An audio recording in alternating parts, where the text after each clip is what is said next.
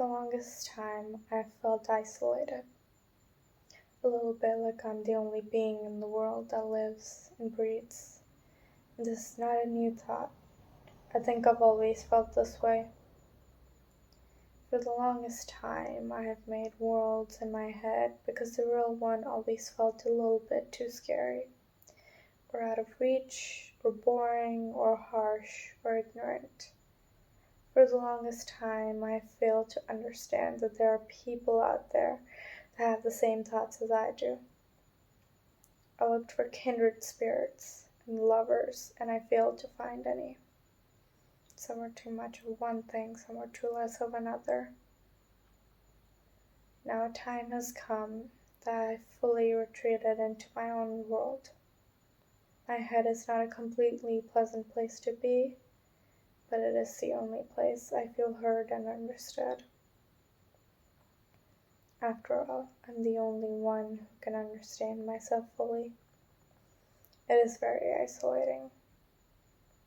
I can write down every thought that has and will ever come into my mind, and yet it feels though I am the only one who can understand them.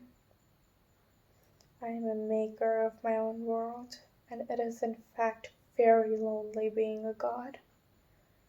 I love to take in and understand the beauty of the real world, but I do not think I have anyone to share that with. It is not a lack of friends or loved ones, but the mentality that they won't get it anyway, so why tell them? I've always loved the mini trope that make me understand in books. The utter submission of a partner's mind for you to pour your feelings into, the utter willingness of the partner to hear you out. For the feeling of being heard and understood fill your chest. It is not a new feeling for a young person to say they don't feel understood, but it is still a damning feeling, and I am tired of engaging in debates with the same couple of topics. I want to bore you with my art and my existentialism. Everything has become numbers, and I refuse to take part in it. For once, I want to see letters and opinions and voices and colors. I want to feel, not know.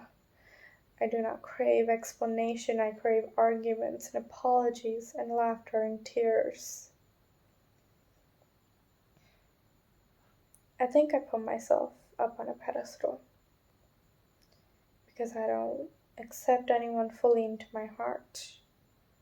Sure, I can let a fire in my loins leach to my heart, or a couple of intellectual words drive me into a conversation, but what's the point of burying yourself in front of someone if they're not going to stay forever?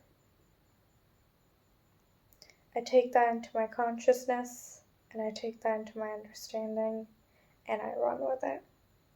I call myself an intelligent, independent, detached woman, that because I read and I draw and I write and I sing, I'm better than all who surround me.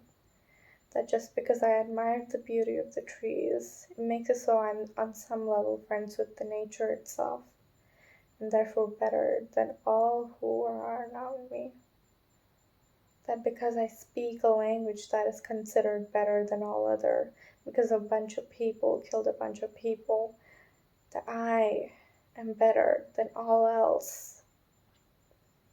I keep waiting for reality to wake me up and throw me off this pedestal.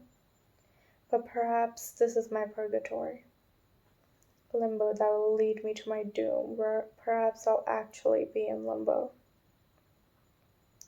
Because no matter how many songs I write, or chord progressions I write, no matter what I sketch, no matter how many birds or trees I look at lovingly, no matter what I write, it doesn't change who I am.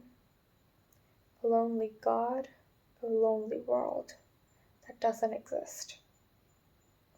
Where the voice in my head, which is my own voice, is my only partner.